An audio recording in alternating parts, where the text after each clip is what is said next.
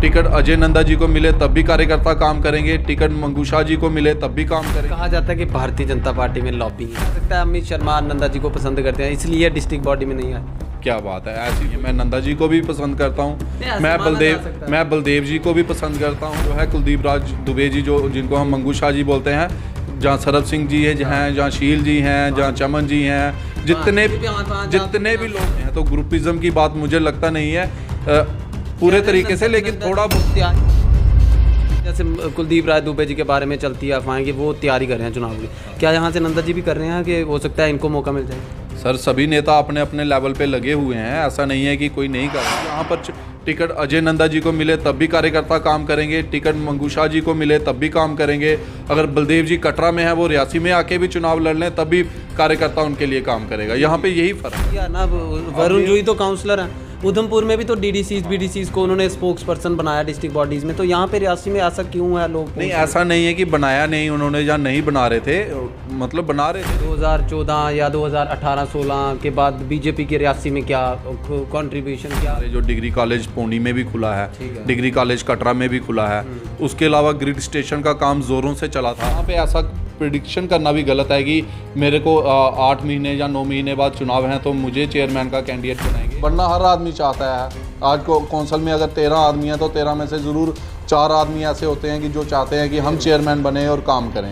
तो हर आदमी की इच्छा होती है और उसको हम नकार भी नहीं सकते, लेकिन ये है कि फर्स्ट प्रेफरेंस जो है वो पार्टी के लिए काम करते रहेंगे। आगे पार्टी को जो अच्छा लगेगा, जो जिम्मेवारी हमें दी जाएगी, उसको हम निभाने की पूरी कोशिश करेंगे। जम्मू कश्मीर की राजनीति में बीते 2 साल में कई बड़े बड़े नेताओं ने दूसरी पार्टियों का दामन छोड़ भाजपा का दामन थामा, ये आप लोग अच्छे से जानते हैं। लेकिन आज के समय में उन नेताओं की ज़मीनी सतह पर भाजपा में क्या कुछ जो है वो किस तरीके से काम कर रहे हैं वो भी आप सब लोग जानते हैं। मेरे साथ हैं अमित शर्मा, काउंसलर हैं रियासी म्यूनसिपैलिटी के, डिस्ट्रिक्ट रियासी में कांग्रेस के वर्किंग प्रेसिडेंट थे, बीते कुछ साल से जो है वो भारतीय जनता पार्टी में शामिल है। अमित जी बहुत बहुत स्वागत है। सबसे पहले सवाल आपसे ये जानना चाहूँगा, रियासी में 3 कॉन्स्टिट्यूंसी के हिसाब से भाजपा को किस तरीके से आप यहाँ पर कितना मजबूत आप देखते हैं? सबसे पहले तो मैं आपका धन्यवाद करूंगा कि आपने समय निकाल कर हमारे पास आए हैं। दूसरा, अगर आपने भाजपा की बात की है तो देखिए, भाजपा दिन ब दिन जो है वो ग्राउंड स्तर पर अगर देखें हम तो मजबूत हो रही है, क्योंकि हम तो ऑर्गेनाइजेशन लेवल पे ही ये चीज़ें देखते हैं। तो हमारी हर कॉन्स्टिट्यूंसी में बूथ लेवल पे हर जगह पे हमारी टीम्स बनी हुई हैं, और जब भी कोई ऐसी बात होती है कि चुनाव 2 महीने बाद हैं, 3 महीने बाद हैं, तो भाजपा चुनाव लड़ने के लिए हमेशा तैयार रहती है। तो मैंने जो पिछले 1.5-2 साल में देखा है, क्योंकि आप जानते हैं कि मैंने 2 साल पहले ही भाजपा ज्वाइन की थी, तो 2 साल में जो चीज़ें मैंने देखी हैं, जहाँ जो भाजपा में रह के सीखी हैं, वो यही है कि ऑर्गेनाइजेशन स्तर पे भाजपा का कोई मुकाबला नहीं है और बहुत बढ़िया तरीके से ऑर्गेनाइजेशन लेवल पे काम करती है भाजपा। अब आपने 18-20 साल कांग्रेस पार्टी में दिए थे, कांग्रेस तब सत्ता में भी थी। अब बीजेपी और कांग्रेस में मेन आप डिफरेंस क्या देखते हैं दोनों पार्टियों में? देखिए, सबसे पहली बात तो यही है कि यहाँ पर जो देश हित में जितनी भी बात होती है वो देश हित में होती है, अलग इससे अलग जाके हम कोई बात नहीं करते। और दूसरा, जो ऑर्गेनाइजेशनल लेवल पे बात होती है वो बहुत ही मजबूती से होती है। वहाँ पे कोई इनडिसिप्लिन अगर क्रिएट करता है तो उसके खिलाफ जो है वो सख्त एक्शन लिया जाता है। तो इनडिसिप्लिन बिल्कुल भी बर्दाश्त नहीं किया जाता यहाँ पे। जिस वक्त अमित जी आपने कांग्रेस छोड़ी थी, आपने ये कहा था कि बार बार के कांग्रेस ऑर्गेनाइजेशन स्ट्रक्चर नहीं है डिस्ट्रिक्ट का, आपको डिस्ट्रिक्ट का वर्किंग प्रेसिडेंट बनाया गया था। कुछ लोगों की मांग थी आपको डिस्ट्रिक्ट का प्रेसिडेंट बना दिया जाना चाहिए। अभी आप भारतीय जनता पार्टी में 2 साल से लोग इंतज़ार कर रहे हैं कि अमित जी के पास कोई पद आता है भारतीय जनता पार्टी का, तो जो ज़मीन सतह पर उतर कर जो है वो काम करेंगे। तो ऐसा कुछ अभी हाल ही में डिस्ट्रिक्ट बॉडी भी अनाउंस की गई, ऑफिस बैरियर भी अनाउंस हुआ, तो आपका नाम वहाँ पे दिख नहीं रहा। तो लोग आजकल ये सवाल जो अब मार्केट में चर्चा का विषय बना हुआ है। देखिए, लोग जिससे प्यार करते हैं वो उसके बारे में चिंतित रहते ही हैं, लेकिन अगर पद का लालच होता तो मुझे लगता है कि मैं कांग्रेस छोड़ के ही नहीं आता, क्योंकि वहाँ पे आप जानते हैं कि मैं वर्किंग डिस्ट्रिक्ट प्रेसिडेंट था। तो वर्किंग डिस्ट्रिक्ट प्रेसिडेंट ही छोड़ के एक कार्यकर्ता के रूप में यहाँ पे काम करना, मैंने उस समय भी यही बात बोली थी। अगर आप पिछला मेरा इंटरव्यू निकाल के देखेंगे तो मैंने आपको उस समय भी ये बात ज़रूर बोली थी कि वहाँ पे मुझे डिस्ट्रिक्ट प्रेसिडेंट बनने से अच्छा है कि मैं यहाँ पे एज ए कार्यकर्ता काम करूँ, क्योंकि यहाँ पे एक तो देश हित में हमेशा बात होती है, देश के खिलाफ कोई भी अगर काम हो तो उसको बिल्कुल मतलब नकारा जाता है और उसके खिलाफ सख्त एक्शन लिया जाता है। और दूसरा बात रही तो मुझे लगता है कि पार्टी ने जो नई टीमें बनाई हैं बहुत अच्छे से बनाई हैं। अगर कहीं किसी को हमें भी था कि हमें ज़रूर ज़िला की टीम में रखा जाएगा, लेकिन नहीं रखा है तो ज़रूर पार्टी ने कुछ और सोचा होगा कि ऐसा नहीं है कि क्योंकि आपने देखा कि हमारे ज़िला में जो हैं वो 2 कौंसल हैं, एक कटरा में कमेटी है म्यूनसिपैलिटी की और यहाँ पे कौंसल है। और किसी भी उनका एक क्राइटेरिया था कि जो लोग इलेक्टेड हैं, खासकर कौंसलर्स जो म्यूनसिपैलिटीज़ में हैं, तो इन लोगों को जो है वो अभी डिस्ट्रिक्ट बॉडी में या किसी और बॉडी में नहीं रखा जाएगा। तो हमारी दोनों म्यूनसिपैलिटीज़ में से किसी भी एक भी मेंबर को जो है वो अभी डिस्ट्रिक्ट बॉडी में जगह नहीं दी गई है। यही एक कारण है, क्योंकि अभी इस साल आप जानते हैं कि इस साल हमारा टेन्योर भी ख़त्म हो रहा है, तो दोबारा से चुनाव हैं। तो हो सकता है पार्टी ये भी कह सकती है कि आप चुनाव लड़िए और वहाँ पे फोकस करिए, ऑर्गेनाइजेशन लेवल पे और लोग इस पे काम करेंगे ऑर्गेनाइजेशन में, आप लोगों के बीच में जाके, जनता के बीच में जाके चुनाव लड़िए। तो जो भी फैसला पार्टी करेगी हमें वो मंजूर है। और लालच तो पोस्ट का मैंने आपको पहले ही बताया कि वहाँ पे अगर लालच होता तो मैं डिस्ट्रिक्ट प्रेसिडेंट ही छोड़ के यहाँ पे कार्यकर्ता नहीं बनता। अभी जिन लोगों को बनाया गया, जिन लोगों, उनसे ओवरऑल आप पूरे डिस्ट्रिक्ट के ऑर्गेनाइजेशन स्ट्रक्चर से सेटिस्फाइड हैं? देखिए, सिर्फ मेरे सेटिस्फाई होने से या ना होने से बात नहीं रहती है। पार्टी में और भी कार्यकर्ता हैं, सीनियर लोग हैं। बातें क्या चल रही हैं सीनियर लोग पार्टी में? कोई बातें चल रही हैं कि किस तरीके से ऑर्गेनाइजेशन स्ट्रक्चर आगे चलेगा या कैसा बना, अभी तक कैसा बना है ये? नहीं, जो भी देखिए, ये बातें तब तक होती हैं जब तक ऑर्गेनाइजेशन नहीं बनती है। तब तक होता है कि इस आदमी को एडजस्ट किया जाएगा, उसको नहीं किया जाएगा। लेकिन जब ऑर्गेनाइजेशन बन गई, पार्टी का फैसला हो गया, मैंने पहले ही आपको बताया कि इनडिसिप्लिन कोई भी नहीं होता है यहाँ पे। अब ऑर्गेनाइजेशन बन चुकी है, अब उस पर बातचीत करना हमारे भी डिसिप्लिन के ख़िलाफ़ है। और मुझे लगता है कि जो पार्टी ने फैसला किया है, पार्टी जो लोग बने हुए हैं, हम उनसे यही उम्मीद कर रहे हैं कि वो अच्छे से काम करें और लोगों के बीच में जाएं, ऑर्गेनाइजेशन बढ़िया तरीके से चलाएं। अगर कहीं कोई कमी रहेगी तो वो पार्टी हाई कमांड बैठी हुई है, हमारे ज़िला में बड़े बड़े नेता जो हैं वो बैठे हुए हैं, वो देखेंगे इन चीज़ को। और अगर कोई ऐसी एक्टिविटी होती है, और हमें लगता नहीं है कि ऐसा कुछ भी होगा। अभी आपको, जब आपने बीजेपी ज्वाइन की तो उस समय बाज़ार में ये चर्चा चल रही थी, अमित जी हो सकता है कि म्यूनसिपल काउंसिल के चेयरमैन बना दिए जाएं। उससे पहले आपने नो कॉन्फिडेंस मोशन भी लाया था एक बार, एकदम से आपने बीजेपी ज्वाइन कर ली, अब पूरी काउंसिल जो है वो भाजपा की है यहाँ पे। अब आप कह रहे हो चुनाव, तो आपको लगता है कि अगली बार हो सकता है कि आपको यहाँ पर चेयरमैन का चेहरा अभी चुनावों में देखा जाए? क्योंकि आप कह रहे हो कि पार्टी हो सकता है चुनावों में उतारे, तो ये जो 2 साल का आपने जो है सब्र किया उसका फल मिल सकता है आपको?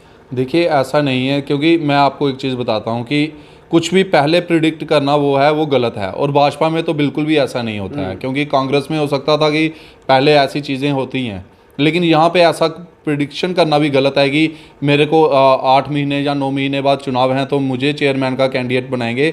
ऐसा बिल्कुल नहीं है। मेरे से सीनियर लोग भी बैठे हुए हैं और आने वाले समय में हो सकता है वो लोग चुनाव लड़ें, और अगर वो लोग चुनाव जीतेंगे तो फर्स्ट प्रेफरेंस उनको दी जाएगी और दी भी जानी चाहिए, क्योंकि वो सीनियर लोग हैं।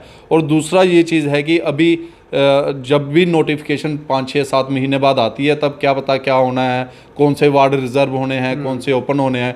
क्योंकि जैसे हमारे वार्ड्स हैं अभी तक वो रिज़र्व नहीं हुए हैं, ना लेडीज़ के लिए हुए हैं ना और कैटेगरीज़ के लिए हुए हैं। तो अगर वो रिज़र्व हो गए तो हो सकता है हम चुनाव भी ना लड़ पाएँ। तो ऐसा है कि जब वो समय आएगा उस बारे में हम तब बात कर सकते हैं कि क्या सिचुएशन रहेगी। अभी ऐसा क्या है, लोग पूछते हैं भाजपा में, जब भाजपा में कोई नेता पहले वो सड़कों पे होते हैं, महंगाई, बेरोजगारी, अन्य मुद्दों पे प्रदर्शन करते हैं, लेकिन भाजपा में जाने के बाद शांत हो जाते हैं। ऐसा ही कुछ आपके साथ भी दिखाई देता है, क्योंकि मुद्दे काफ़ी हैं, लेकिन अब आप सड़कों पे नहीं आते हो, ये बात माननी चाहिए। भाजपा में हो, सत्ताधारी पार्टी में हो, या हाईकमान से बात करते हो आप, या ऐसा है कि आप बीजेपी में? नहीं, हाईकमान से तो हमने कोई बात नहीं की है, लेकिन ये है कि कुछ इश्यूज़ पे हम पार्टी में रह के बात करते हैं, और कुछ इश्यूज़ ऐसे होते हैं जो हम सड़कों पे उतर के करते हैं। जैसे अभी रजौरी में अटैक हुआ तो आपने देखा हम सड़कों पे उतर के आए। तो बाकी हमारा फोकस जो है वो अपने अपने वार्ड्स की डेवलपमेंट पे अब ज़्यादा है कि वहाँ पे हम कैसे फंड्स ज़्यादा से ज़्यादा अरेंज कर सकें, वो ज़्यादा फोकस है। लेकिन अगर कोई इश्यूज़ होते हैं लोकल लेवल पे, आपने देखा जैसे हॉस्पिटल में पिछले दिनों हम गए थे, सुप्रीटेंडेंट साहब से मिले थे, तो कुछ इश्यूज़ पे उनसे बात की थी, जैसे ब्लड बैंक के रिलेटेड। आपको पता है कि एक बार हमने विरोध भी किया था, प्रदर्शन भी किया था इसको लेके। तो फिर जब वो चीज़ें शुरू हो गई तो उन्होंने हमें खुद बोला कि ये चीज़ें हमने शुरू की हैं।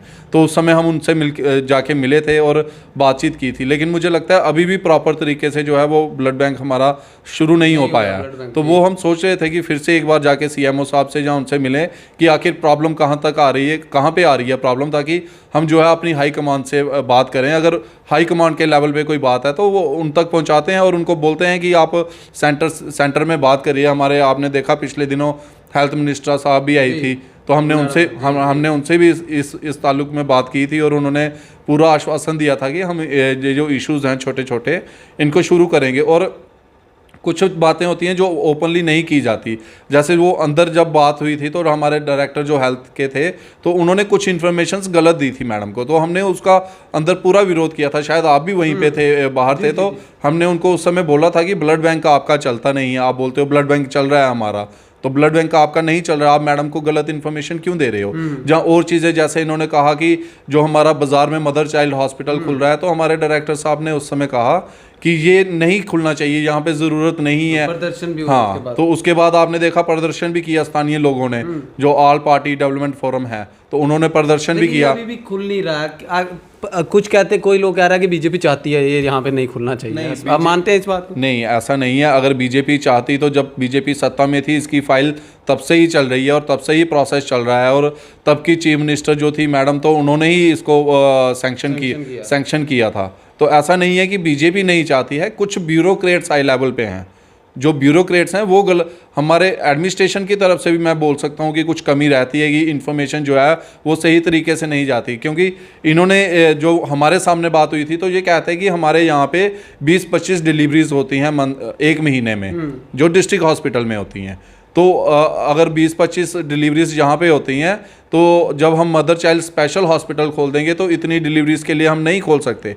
तो मैंने इनको ये चीज़ बताई थी उस समय, जो हमारी हेल्थ मिनिस्टर मैडम भी आए थे, तो मैंने उनको ये चीज़ बताई कि 20-25 डिलीवरीज इसलिए होती हैं कि यहाँ पे फैसिलिटी अच्छी नहीं है।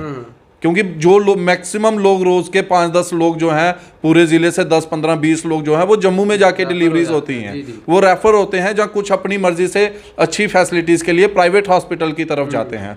तो जब वही फैसिलिटीज़ हमारे शहर में होंगी तो 20-25 नहीं रहेंगी, ये आंकड़ा 200-250 के करीब जाएगा। इससे सहमति रखते हैं, यहाँ पे फंक्शनल होना चाहिए, मदर चाइल्ड खुलना चाहिए। बिल्कुल होना चाहिए, क्यों नहीं होना चाहिए। क्योंकि आप देखिए ना, हमारे यहाँ पे अब पूरा ज़िला है, और ज़िला कोई छोटा नहीं है, पहाड़ी ज़िला है। आपने पिछले दिनों देखा कि कभी कोई पेशेंट आता है वहाँ से डिलीवरी केस वाला, रास्ते में कभी बच्चे की डेथ हो रही है, कभी मदर की डेथ हो रही है, जहाँ और क्रिटिकल सिचुएशन हो जाती है, फिर ये लोग उस समय केस को हैंडल नहीं करते हैं। और ख़ासकर रात के समय अगर कोई आ जाए तो वो उसकी तो डिलीवरी नहीं हो पाती रात को।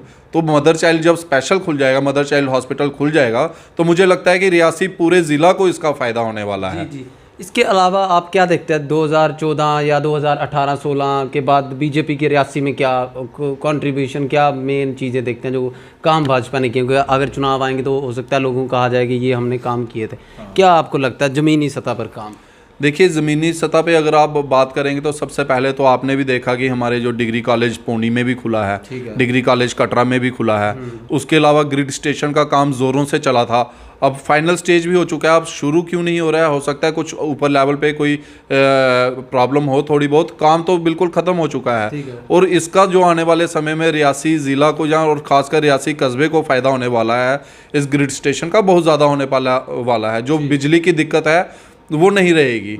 बिजली को अगर आप लेके बात करेंगे तो पिछले दिनों थोड़ा गर्मियों में संकट रहा, तो आपने उस समय भी देखा, आप जैसे बोल रहे थे कि हम सड़कों पे नहीं उतरते हैं, तो हम रात को 11 बजे बैठे थे और रात को 2:30 बजे उठे थे हम बिजली को लेकर, और डिप्टी कमिश्नर मैडम के रेजिडेंस के बाहर बैठे थे। तो ऐसा नहीं है कि हम नहीं बैठते।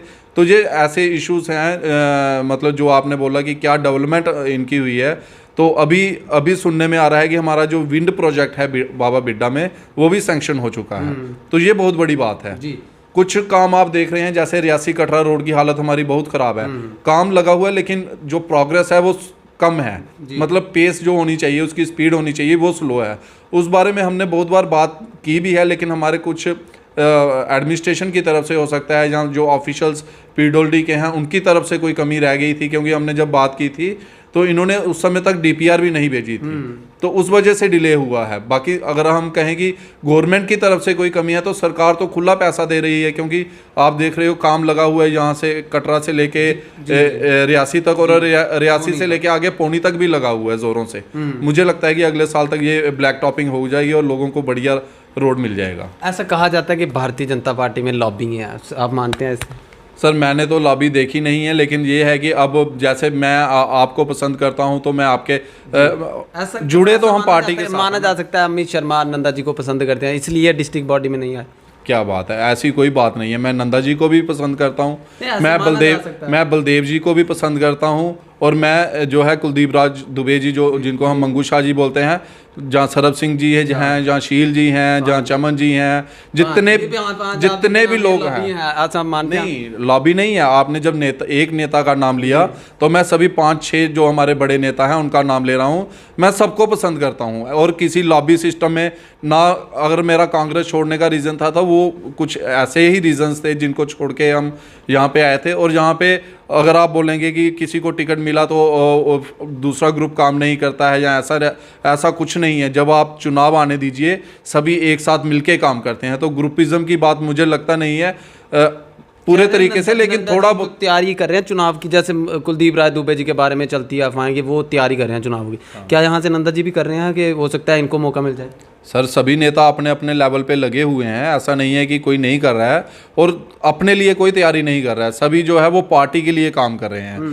पार्टी जिसको टिकट देगी सभी कार्यकर्ता पार्टी के लिए काम करेंगे, तब भी वो उस आदमी के लिए काम नहीं करते हैं। तब भी वो जो कार्यकर्ता, यहाँ पे यही फ़र्क है जो मैंने आपको पहले बोला, कांग्रेस और बीजेपी में यही फ़र्क है कि यहाँ पर टिकट अजय नंदा जी को मिले तब भी कार्यकर्ता काम करेंगे, टिकट मंगू शाह जी को मिले तब भी काम करेंगे, अगर बलदेव जी कटरा में है वो रियासी में आके भी चुनाव लड़ लें तब भी कार्यकर्ता उनके लिए काम करेगा। यहाँ पे यही फ़र्क है। जी अमित जी, अब कैसे आप देखते हैं जिस पार्टी को आप छोड़ के आए, जिन नेताओं को आप छोड़ के आए, जुगल जी की पार्टी, वो डीएपी कह रहे हैं कि वो उसमें बड़े नेता जो उथल पुथल उसमें आपको देखने को मिली है, उस कद के नेता को आप चाहेंगे कि भारतीय जनता पार्टी में आप ले आएँ?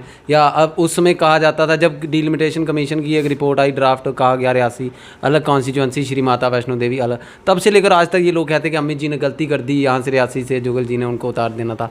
सहमति रखते हैं मेरी बातों से आप? सर देखिए, मैं राहुल जी एक बात आपको बताता हूँ कि जब मैं राजनीति में आया था तब मैं छोटी उम्र में था, और उस यूथ में भी नहीं था। हाँ मतलब मैंने, क्योंकि छात्र जीवन जो है अपना वो नहीं छात्र संगठन में गुजारा है। मेरी पढ़ाई जो है वो देहरादून से हुई है, तो इस समय इसलिए मैं वहाँ पे काम नहीं कर पाया छात्र संगठन किसी में भी।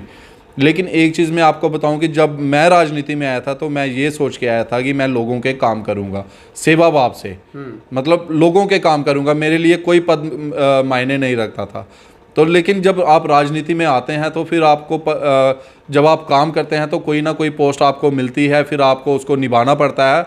और मुझे लगता है कि अपने लेवल पे जो मुझे लगता है, अब लोगों को क्या लगता है वो लोगों के ऊपर है कि मैंने जो भी जिम्मेवारी आज तक मुझे मिली है मैंने उसको पूरी निष्ठा से और ईमानदारी से निभाया है, और किसी किस्म का लालच नहीं रखा है। आज भी आप देख सकते हैं कि हमें किसी कोई पोस्ट नहीं मिली है, कोई डिस्ट्रिक्ट बॉडी में नहीं है, कोई मंडल की टीम में नहीं है, लेकिन फिर भी ऐसा नहीं है कि हमारे मंडल की टीम में भी नहीं होना। चलो आपने जो जिनको आपने ज्वाइन कराया था, जैसे नंदा जी ने आपको ज्वाइन कराया, जी। तो कुछ लोग मानते हैं कि नहीं आप आए, लेकिन जिन लोगों को आपने ज्वाइन कराया था मंडल की टीम में तो होने चाहिए थे कोई ये 2-4 नेता। सबका अपना अपना मानना है कि वो कहते हैं कि हम सब जो हैं वो पार्षद हैं, चुने हुए लोग हैं, तो हम आपने ज्वाइन कराया। हाँ, उनकी भी बात कर रहा हूँ। वरुण जी को तो किया ना, वरुण जी तो काउंसलर हैं। उधमपुर में भी तो डीडीसीज बीडीसीज को उन्होंने स्पोक्स पर्सन बनाया डिस्ट्रिक्ट बॉडीज में, तो यहाँ पे रियासी में ऐसा क्यों है? लोग नहीं, ऐसा नहीं है कि बनाया नहीं उन्होंने या नहीं बना रहे थे, मतलब बना रहे थे, लेकिन सबका अपना अपना निजी फैसला भी रहता है कि मैं अपने काम में बिजी रहता हूँ तो मैं ऑर्गेनाइजेशन को समय नहीं दे पाऊँगा। तो हो सकता है उन रीजंस की वजह से भी, जैसे हमारे और भी भाई हैं जो अपने काम में ज़्यादा व्यस्त रहते हैं, तो हो सकता है उस कारण से उन्होंने कहा हो कि नहीं हम ऑर्गेनाइजेशन में नहीं काम करेंगे। लेकिन यह है कि जो हमारा सिस्टम मतलब एज ए काउंसलर है या एज ए सरपंच है, हम अपनी पंचायतों में पार्टी के लिए काम करते रहेंगे। कहते भाजपा में काम करना पड़ता है, संघर्ष करना पड़ता है, फिर भाजपा मौके भी आपको देती है। ऐसा पॉसिबल है कि आप बिना भाजपा की मेंबरशिप पे कुछ किसी ओहदे पे पहुंच सकते हो, दिल्ली तक पहुंच जाओ? कोई ऐसा पॉसिबल होता है? आपको देखा 2 साल में कोई ओहदा नहीं है आपके पास, लेकिन आप सीधा पार्टी की मेंबरशिप भी नहीं है, पार्टी के खिलाफ आपने बहुत सारी बातें की हों, लेकिन आप उसके बाद किसी ओहदे पे बिठा दिए जाओ? नहीं, मुझे तो ऐसा कोई नहीं दिखा, लेकिन अगर आपको दिखता है तो आपने ज़रूर उन लोगों से बात करनी चाहिए, जहाँ हाई कमांड में पूछना चाहिए आपने, लेकिन हमें ऐसा आज तक कोई दिखा नहीं है कि किसी ने, अगर ऐसी कोई मेंबरशिप भी नहीं है और बड़े ओहदे पे कोई ऐसा आदमी आता नहीं है। हम मान के चले गए चुनाव होंगे एमसी के, तो चेयरमैन का दावेदारी तो आप रखेंगे अपनी शहर के लिए, तो आप कहते हो कि रखनी चाहिए। जब आप कांग्रेस में थे तब आप कहते थे कि शहर के लिए तो लीडर को आगे आना चाहिए जिसके पास एक विजन हो, जो काम कर रहा हो। आप मानते हैं इस चीज़ को कि हो मौका मिला तो अपनाएंगे? बिल्कुल, देखिए काम तो करते रहेंगे, ऐसा नहीं है कि काम नहीं करेंगे। पार्टी के लिए हमेशा काम करते रहेंगे। पार्टी चाहे हमें काउंसलर की टिकट देगी तो हम लड़ेंगे। काउंसलर की टिकट अगर पार्टी नहीं भी देगी तो पार्टी का काम करेंगे। आगे जो जो चीज़ें आएंगी उनको निभाएंगे। ये नहीं है कि अगर चेयरमैन ही बनेंगे तो काम करेंगे। अब हैं तो ह्यूमन नेचर है हमारी, मैं इसको नकार भी नहीं सकते कि कोई आदमी, अब अगर आप कहें कि बनना नहीं चाहता, बनना हर आदमी चाहता है। आज को कौंसल में अगर 13 आदमी हैं तो 13 में से ज़रूर 4 आदमी ऐसे होते हैं कि जो चाहते हैं कि हम चेयरमैन बने और काम करें। तो हर आदमी की इच्छा होती है और उसको हम नकार भी नहीं सकते। लेकिन ये है कि फर्स्ट प्रेफरेंस जो है वो पार्टी के लिए काम करते रहेंगे। आगे पार्टी को जो अच्छा लगेगा, जो जिम्मेवारी हमें दी जाएगी उसको हम निभाने की पूरी कोशिश करेंगे। चलिए, बहुत बहुत शुक्रिया आपका। धन्यवाद राहुल जी। तो Amit Sharma, councillor Reasi municipal council के और भारतीय जनता पार्टी के कार्यकर्ता, हमारे साथ बातचीत कर रहे थे। आने वाले वक्त में और चर्चाएं जो है हर हफ्ते कोशिश करेंगे इनके साथ की जाएं। देखते हैं news post Reasi. Rahul Kapoor, cameraman Aman Sharma के साथ। जय हिंद, धन्यवाद।